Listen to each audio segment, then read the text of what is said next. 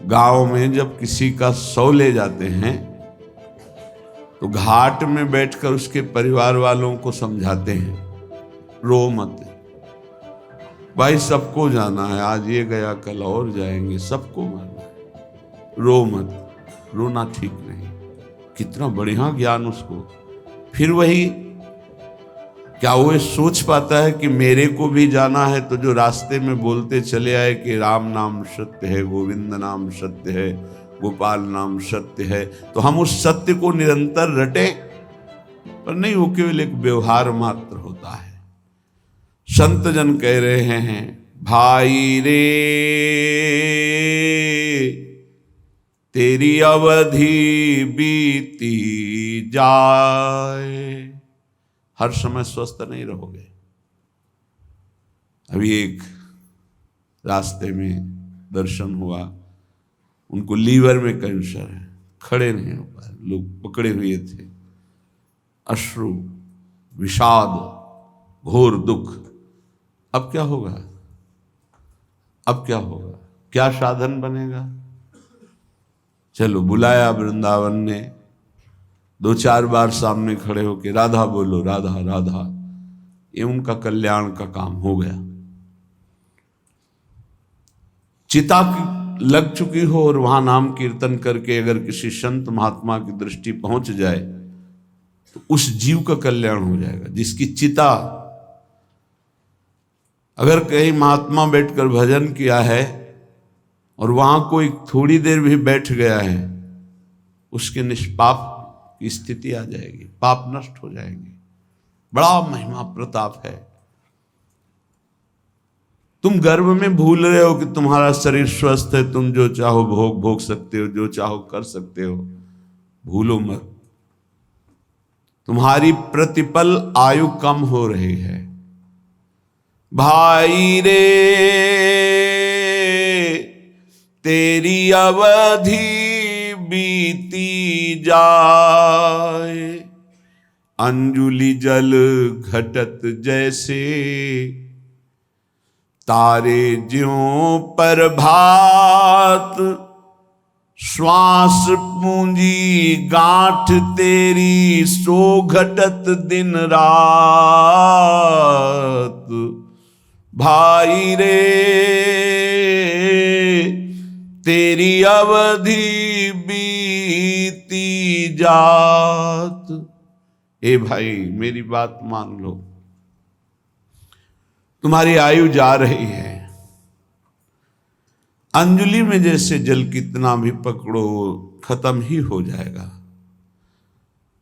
जैसे प्रभात काल में तारे तेजहीन हो जाते हैं, ऐसे ही तुम्हारी आयु, तुम्हारी कीर्ति, तुम्हारी संपत्ति, तुम्हारे परिवार, कोई तुम्हारा साथ नहीं देगा, सब छूटेगा, सब एक साथ, एक झटके में सब खत्म हो जाए। तुम केवल अकेले जो पाप पुण्य किए, बस वो तुम्हारे साथ। ये दोनों पाप पुण्य बांधने वाले हैं। एक केवल नाम ऐसा है जो आपका परम कल्याण, नाम रूपी धन लेके जाओगे तो ब्रह्मा भी नमस्कार करेंगे। न्यायाधीश धर्मराज के दरबार में तुम्हारे न्याय की जरूरत नहीं पड़ेगी। नाम जापक को धर्मराज के पास जाना नहीं होता, उसका न्याय स्वयं श्री हरि के दरबार में होता है। वो चाहे 10-20 बार ही नाम क्यों न लिया हो, ध्यान रखना, यदि 10-20 बार नाम सुरक्षित रख सके, वैष्णव अपराध न करे, निंदा न करे, तो 10-20 बार का नाम ही उसका परम कल्याण कर देगा। तुम्हारी गांठ की अमृतमयी पूंजी नष्ट हो रही, श्वास, बहुत खतरा है। ये श्वास जो बहुत आराम से ले रहे हो, एक दिन ऐसा आएगा ये श्वास नहीं ले पाओगे। जो आंख से देख नहीं पाते उनसे पूछो, उनको लगता है आंख वाले कितने सौभाग्यशाली हैं, सब देख पाते हैं। जिनके कान की श्रवणेंद्रिय शब्द नहीं सुनती, उनको लगता है कितने सौभाग्यशाली हैं जो सुनते हैं।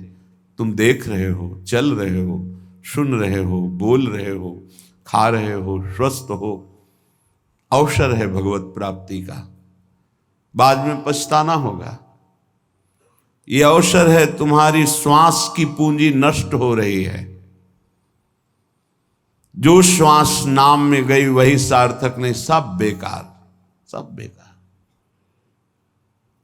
लाखों बार भोग भोग लो, हर भोग, लेकिन फिर भी वही भोग तृष्णा।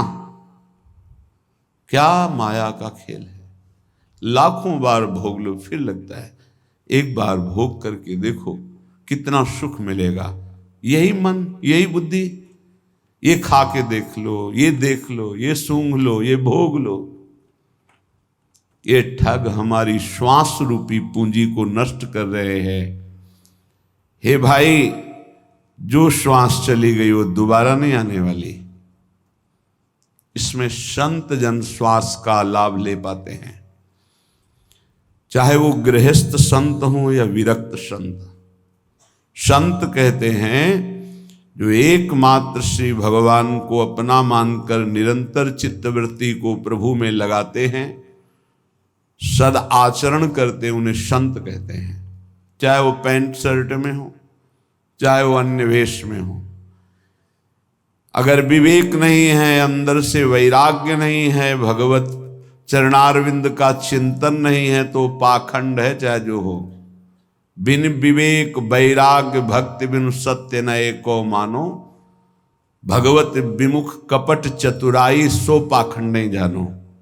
पाखंड का स्वरूप न विवेक है, न वैराग्य है, न भगवदाकार वृत्ति है, केवल पाखंड ही पाखंड है। और ये बहुतायत कलयुग का प्रभाव फैलाएगा। कोई बिरला पाखंड से बच पाएगा। पाखंड कहते हैं पाप का अंश, पापखंड पाप का अंश, पाप का अंश पाखंड कहलाता है। हम निष्पाप वेश धारण किए हुए हैं, आचरण पाप का करते हैं तो पाखंड है, दुर्गति होगी। निष्पाप मार्ग के पथिक हैं, भूली न देह कुमारक पाऊं, थोड़ा भी पाप तो पाखंड है। पाप धर्म शास्त्र के विरुद्ध बोलना, देखना, सुनना, भोगना सब पाप है। शास्त्र सम्मत आचरण करना ये साधुता का लक्षण है, वो चाहे गृहस्थ में हो चाहे विरक्त में। तस्मात् शास्त्रम प्रमाणन्ते कार्याकार्यो व्यवस्थितो। कार्य और अकार्य की व्यवस्था शास्त्र के अनुसार करे उसे साधु कहते हैं। तुम्हारी श्वास की पूंजी जा रही, बहुत कीमती श्वास है। अज्ञान के कारण तुम सोचते हो कि नाम छूट गया, लेकिन 1 लाख रुपया तो मिल गया। क्या करोगे 1 लाख? 1 लाख का महत्व क्या है? भोग सामग्री मिलेगी। क्या करोगे भोग सामग्री? भोगेंगे किससे? इंद्रिय और मन से। पुनः गंदे हो जाएंगे, पुनः गंदे हो जाएंगे। अगर साधन से थोड़ा पवित्र हुए फिर गंदे। हमारा नाम चल रहा है, फिर प्रसाद का सेवन करते हुए भगवत आचरण कर रहे हैं, कोई घाटा नहीं। हर श्वास श्वास श्वास सुमिरन करे, दुविधा रहे न कोई, निश्चित भगवत प्राप्ति होगी। नाम श्वास दोनों समान हो जाएं। श्वास ही नाम, नाम ही श्वासा, नाम श्वास को भेद मिटावे। अब श्वास की कीमत पता चली। कई बार सत्संग में कहा है 50 वर्ष मेहनत करके कमाया है, तुम्हारी अंतिम श्वास और कह दो 50 वर्ष की कमाई, 50 वर्ष की श्वासों के द्वारा कमाया हुआ ये वैभव धन संपत्ति आपको देते हैं। हे भगवान, 1 श्वास और बढ़ा दो, नहीं बढ़ेगी। ऐसी कीमती श्वासों को जो तुम्हारे जीवन भर की संपत्ति देने पर 1 श्वास नहीं बढ़ सकती, तुमने बेकार खर्चा कर दिया, व्यर्थ जीवन गया। साधु संगति पैठ लागी, ले लगे सोई हाथ, बड़ो सौदा हरि सुमिरो, सुमिर लीजय प्रात भाई रे, अवधि बीती जात। अगर श्वासें सार्थक करनी तो साधु संगति करो। साधु संगति करी अनुदिन राति, रात दिन साधु संगति करो। साधु संगत से तुम्हें पता चलेगा कि महंगा सौदा कौन है। बोले हरि, सबसे महंगे हैं हरि। ये लोक परलोक की संपत्ति से नहीं खरीदे जा सकते, तपस्या से नहीं खरीदे जा सकते, साधना से नहीं खरीदे जा सकते। अगर इनको पाना है तो साधु संगति करो, और साधु संगत से जो हरि नाम मिला, राधा नाम मिला, बोले सुमिर लीजिए, बस इसी को सुमिरो। कम से कम गृहस्थी में हो तो सायं प्रातः 2 समय तो एकांत का सेवन कर लो। प्रातःकालीन वेला पर उठो। अगर आपको शौच आदि नहीं लगी तो अपने आसन पर बैठकर नाम जप करो। मंत्र जप का अधिकार गृहस्थी के आसनों पर बैठकर नहीं है, वो पहले स्नान आदि करके पवित्र आसनों में बैठे, शयन वाले आश्रम में नहीं। विरक्त जगते ही मंत्र जप करता है, क्योंकि उसका शरीर पवित्र, उसका आसन पवित्र, उसके विचार पवित्र। कम से कम 2 टाइम तो भजन का बना लो। प्रातःकालीन वेला में 2 घंटे एकांत भजन, 3 से 5, फिर और सब कार्य। जब रात्रि में सोने जा रहे हो तब प्रपंच नहीं, नाम जप करते हो, मानो मृत्यु की शैया पे जा रहे हैं, पता नहीं जगे कि न जगे। इस साधु संगति से ही तुम्हारी ऐसी वृत्ति बनेगी, अन्यथा नहीं। काम क्रोध दलाल हैं, मत बनिज कर इन साथ, लोभ मोह विशेष ठगिया, लगे हैं तेरी घात। भाई रे तेरी अवधि बीती जात। साधु संगत से तुमने नाम सुमिरन शुरू किया, नाम रूपी धन कमाना शुरू किया, तो ये दलाल लग जाएंगे। यही आकर्षण, परस्पर प्रतिकूल शरीरों के भोगने का आकर्षण बड़े बड़े ऊंचाई से गिरा देता है। सत्संग में पर्दा नहीं होता, पर्दा रहित होता है। हम सब भगवान के अंश है, न कोई स्त्री है न पुरुष है, ढांचे हैं स्त्री पुरुष के, पर माया का जाल ऐसा है, परस्पर इन ढांचों का इतना जोर का आकर्षण है। बड़े बड़े ऊंचाई पर जो अपने साधन का अहंकार रहते हैं, घुटने टेक दिए माया के आगे। अगर बचा कोई तो दैन्य और भगवत आश्रित उनकी रखवारी भगवान कर लेते हैं, गिरते गिरते बचा लेते हैं, गिरे हुए को उठाकर ऊंचा उठा देते हैं। एक काम क्रोध ऐसे दलाल शब्द का मतलब बहुत मीठा बोलकर अपना बनाकर फिर गांठ का धन ले लेना। सुधामयम वाचो कामिनाम रसवर्धनम हृदय क्षुरधाराभाम। इन ठग दलालों की वचन कैसे होंगे? कामिनाम रसवर्धनम, अंदर ही बैठे हैं, देखो ये भोग है, फ्री है, भोग लो, सुखी हो जाओगे। वो बार बार सोचता है नहीं भगवान की प्राप्ति करनी। अरे भगवान तो कृपालु है, क्षमा कर देंगे, आगे मिल जाएंगे, ये भोग थोड़ी मिलेगा। दांव लगा है, भोग लो। बस साधक को लगा कि जिंदगी का परम लाभ मिल गया। बोले इतना महंगा सौदा एकत्रित किया था, सब छीन लिया। इन ठगों ने, दलालों ने, काम क्रोध आदि दलालों ने मिलकर ठग लिया। अब जहां हरि स्मृति थी वहां भोग स्मृति चालू। ऐसे भोगा, ऐसे भोगेंगे, ऐसा ऐसा ऐसा चिंतन। ध्यायतो विषयान पुंसात् संगस्ते सुपजायते। अब बार बार संग करने की इच्छा, तो कामा संजायते क्रोधा, क्रोधा स्मृति विभ्रमा, स्मृति भ्रंशात् बुद्धिनाशो बुद्धिनाशात् प्रणश्यति। सर्वनाश। ये लोभ मोह बड़े ही ठगिया हैं, ठग हैं। लोभ, भोगों को प्राप्त करने की प्रबल इच्छा होने से हमारे हृदय में लोभ जागृत हो जाता है, इसलिए पैसे पर महत्व अब मारा गया, नाम का महत्व चला गया। मोह बहुत ही प्रचंड है ये मोह।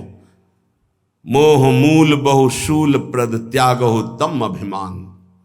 ये मोह सकल व्याधिन कर मूला। तेरी गात में बैठे हैं, तेरा नाम रूपी पुण्य रूपी सारा धन ये ठग चुरा लेंगे, काम क्रोध लोभ मोह आदि। कैसे बचे? शब्द गुरु को राख हृदय, तो दगा नहीं खात। आपनी चतुराई बुद्धि पर, तो फिर खाए गो मात। अपनी बुद्धि की चतुरता चलाई तो मार दिए जाओगे, काम क्रोध लोभ मोह मद मत्सर मार के गिरा देंगे। कैसे बचोगे? गुरु मेहरबान चेला पहलवान। शब्द गुरु को राख हृदय, तो दगा नहीं खात। अगर गुरुदेव के वचन तुम्हारे दिमाग में बैठे हुए हैं, हृदय में बैठे हुए हैं, तो धोखा इन ठगों से नहीं खाओगे। वो आपनी चतुराई बुद्धि पर खाओगो फिर मात। फिर तो गिरेगा, फिर नष्ट होगा। यदि अपनी बुद्धि की चतुराई के, अरे कोई नहीं, मारे जाओगे। गुरु के वचनों को अपने हृदय पे रख लो। आज तक कोई माया पर विजय प्राप्त किया है तो गुरु का वचन पालन करने वाला, अन्यथा नहीं नहीं नहीं। ये हम हाथ उठा के कहते सच्ची बात समझ लो, साधना की ताकत नहीं कि हमको निर्विकार कर सके। गुरु कृपा ही निर्विकार करती, पक्का। उनके चरणों का चिंतन ऐसा प्रताप उदय करता है, सब ठीक हो जाता है। बड़ी सहजता से इन विकारों पर विजय प्राप्त। गुरु कृपा पात्र को कोई युद्ध नहीं करना पड़ता, आक्रमण ही नहीं होता गुरु कृपा पात्र पर। इतना सुरक्षित कवच उनके शब्द का होता है, औषधि नहीं है। चरण दास सुखदेव चरणन परसित जी कुल जात। भाई रे तेरी अवधि बीती जात। चरणदास जी कहते हैं गुरुदेव सुखदेव जी की कृपा से अब इस तन के सारे विकार नष्ट हो गए हैं, मन प्रभु में आसक्त हो गया, एक गुरुदेव की कृपा से। जब हम गुरुदेव की आज्ञा का पालन करते हैं तो हृदय में बात बैठ जाती है। अपना हरि बिनु और न कोई, ये बात बैठ जाए। मेरे तो गिरधर गोपाल दूसरो न कोई। हमारे प्रिया प्रीतम के सिवा और कोई नहीं। हमारे श्यामाजू, ये अंदर बैठ जाए, ये अंदर नहीं बैठता। बस जवान से तो सत्संग के प्रभाव से हम बोलते हैं हमारे माई श्यामाजू को राज। अगर श्यामाजू का राज हृदय में बैठ जाए तो काम क्रोध लोभ मोह मद मत्सर प्रकाशित ही नहीं हो सकते, प्रभाव ही नहीं कर सकते। मान लीजिए श्रीपाद प्रबोधानंद जी कहते हैं भगवान के मोहिनी अवतार में भी ताकत नहीं कि गोरे चरणारविंद की ठसक रखने वाले उपासक को आकर्षण कर सके। महापुरुषों के वचन मिथ्या नहीं होते। भाई मेरी बात मान लो, हरि के सिवा तुम्हारा कोई नहीं। क्यों नहीं है? हमारे माता हैं, पिता हैं, भाई हैं, पत्नी हैं, पुत्र हैं, परिवार हैं। तो इनमें हरि हैं तब तक तुम आदर करते हो। जिस दिन हरि निकल गए उस दिन इनका आदर करके दिखाना हमें। जानते हो अंतिम संस्कार में पिता की खोपड़ी पुत्र फोड़ता है। अब यहां होता है कि नहीं हम तो ये नहीं जानते, पर गांव में अंतिम संस्कार में कपाल भंजन क्रिया होती। प्रायः लोग जो इस विषय के सेवन करने वाले, मतलब जो श्मशान में गए हैं, तो वो लोग जानते हैं। बेटे से एक दंड के द्वारा पिता की खोपड़ी का कपाल भंजन किया जाता है। जिनके चरण छुए उन्हीं के कपाल भंजन होता है। समझ में नहीं आता। जिस शरीर की पूजा की उसी शरीर को जलाया जाता है। क्या इस शरीर की, क्यों ऐसा क्यों कर रहे हो? बोले हरि नहीं है, अब गए हरि, इसलिए नहीं रख सकते, न पत्नी न पति न पुत्र न माता न पिता, किसी का भी शरीर नहीं। क्यों? क्योंकि वो गए। वो कौन थे? वो परिचय नहीं जानता, वो हरि थे। आज भी तुम हरि को ही प्यार करते हो, पर अनजाने में जानकर कर लो तो मुक्त हो जाओगे। मातु पिता सुत बंधु कुटुंब सब स्वार्थ ही के होई, अपना हरि बिनु और न कोई।